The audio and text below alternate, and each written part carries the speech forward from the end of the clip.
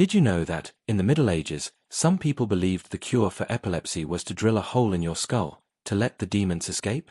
Yes, trepanning was not a horror story, but an actual medical practice. Doctors, priests, and desperate families all thought boring into the skull could free a troubled mind. But behind this bizarre cure lay a world of superstition, fear, and medicine gone wrong. Today, we're uncovering the shocking truths of trepanning and how it killed more than it ever healed. In the Middle Ages, one illness haunted minds with both fear and fascination: epilepsy, known then as the falling sickness. When a person collapsed, shaking and foaming at the mouth, few believed it was a natural disorder of the body. Instead, these terrifying seizures were seen as divine punishment, or worse, as evidence of demonic possession. To a medieval audience, the body was not ruled by science as we know it today. Instead, it was governed by a fragile balance of humors, spirits, and unseen forces. When that balance broke, healers sought explanations that matched the world they lived in, a world where heaven and hell pressed constantly against human flesh. It was within this mindset that trepanning became a so-called cure. By boring a hole into the skull, surgeons, monks, and barber-surgeons claimed they could release what was trapped inside. Some said the hole allowed evil spirits or demons to escape, the very entities they believed caused the violent shaking of epilepsy. Others explained it through humoral medicine. The skull held bad humors or black vapors that needed to be vented, like poison escaping from a wound. Mental illness, too, found its explanation here. A person sunk into melancholy, or caught in fits of hysteria, was often described as suffocating beneath an unseen weight. Trepanning promised relief, as though opening the skull would let the darkness leak away. Religion and superstition were never far from these medical practices. A priest's prayer might be whispered as the drill began to turn. The act of cutting into the head was not only a surgical intervention, it was also a ritual, a chance to confront the powers of the devil himself. For those who believed, the pain and danger were worth the risk. Remarkably, some patients even agreed to it willingly. Convinced that their seizures were the work of unclean spirits, they saw the surgeon's tool as a key, a way to unlock the prison of their skull and drive the invader out. To us, it may sound grotesque. But in the medieval world, trepanning was not madness. It was medicine. It was faith. It was the desperate attempt of a society trapped between religion and science, willing to carve into the head itself in pursuit of healing, or, at the very least, salvation. But trepanning did not begin in the Middle Ages. Its roots run much deeper, back into prehistory itself. Archaeologists have uncovered skulls as old as 7,000 to 10,000 years, marked with carefully cut holes. These are among the earliest pieces of surgical evidence in human history. In one burial site in France, dated to around 6,500 BCE, researchers found something astonishing: nearly 40 out of 120 skulls bore trepanation holes. Even more striking, many showed signs of healing, proof that some patients survived the ordeal. In fact, across Europe, Siberia, China, and the Americas, more than 1,500 trepanned skulls from the Neolithic have been uncovered, suggesting the practice was widespread.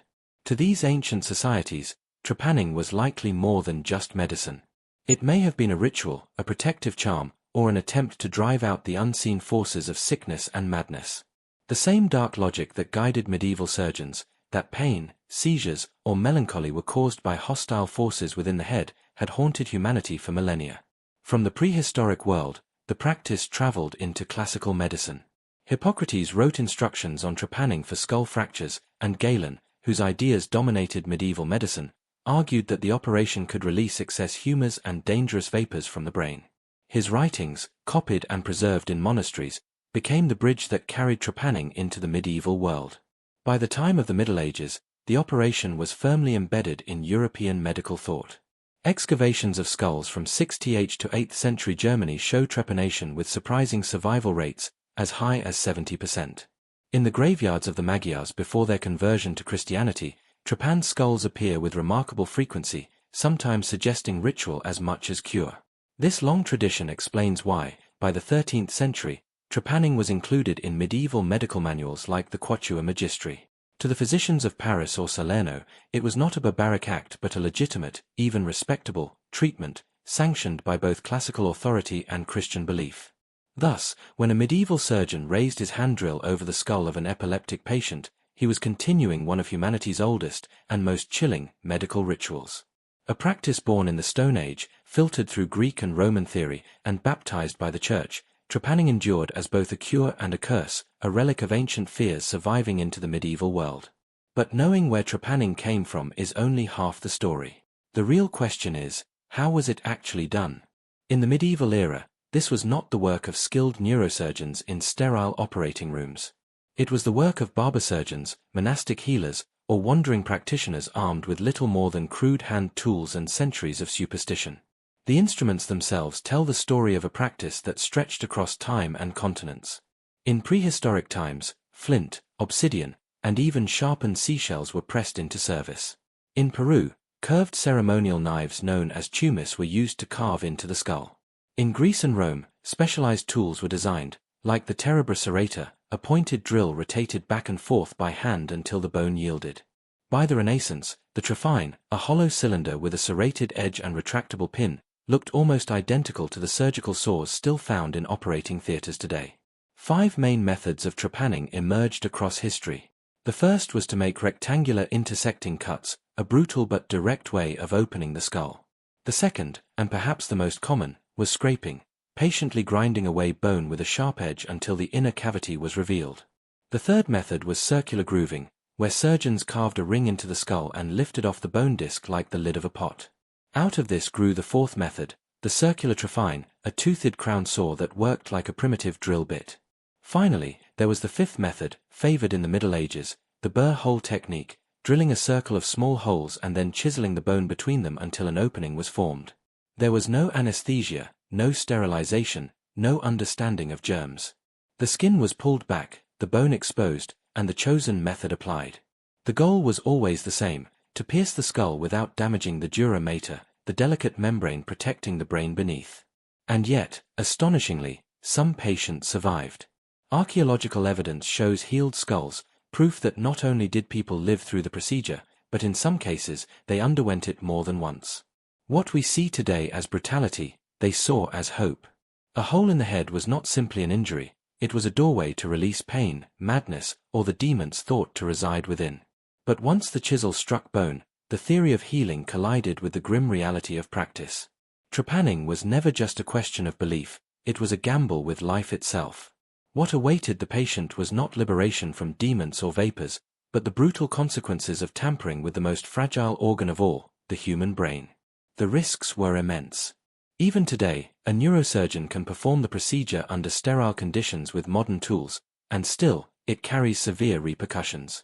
Complications may include direct or indirect trauma to the brain, heavy blood loss, infection, hemorrhage, or death due to the skull's protective barrier being compromised. In the medieval world, without antiseptics, anesthesia, or surgical precision, the odds of survival were drastically lower. The operation left little room for error. If the surgeon accidentally penetrated the dura mater, the delicate membrane surrounding the brain, the patient's chances of survival plummeted. And the danger didn't end once the hole was made. Contaminated tools and improper wound care made infection almost inevitable. If not caught and treated, which was nearly impossible in the Middle Ages, such infections could prove fatal or leave the survivor with severe, permanent brain damage.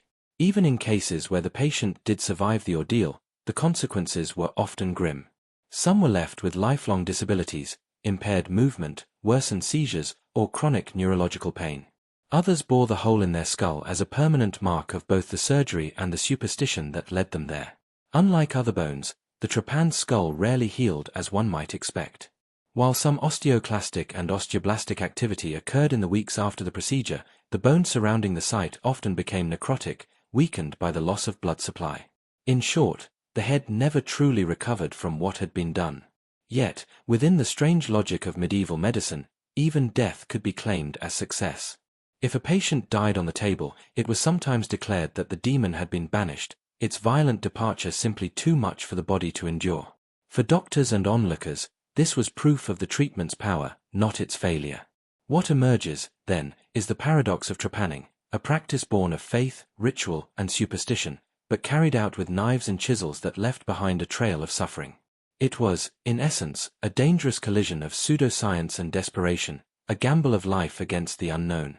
And that was the bizarre story of trepanning, where faith and fear met the human skull.